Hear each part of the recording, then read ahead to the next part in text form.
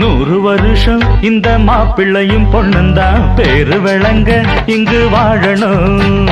சோழவனத்தில் ஒரு சோடி குயில் போலத்தான் காலம் முழுக்க சிந்து பாடணும். ஒண்ணுக்கொண்ணு பக்கத்தில பொண்ணு புள்ள நிக்கையில கண்ணு படும் மொத்தத்தில கட்டழக அம்மாடி என்ன சொல்ல. 100 வருஷம் இந்த மாப்பிள்ளையும் பொண்ணுந்தான் பேரு விளங்க இங்கு வாழணும். சோழவனத்தில் ஒரு சோடி குயில் போலத்தான் காலம் முழுக்க சிந்து பாடணும்.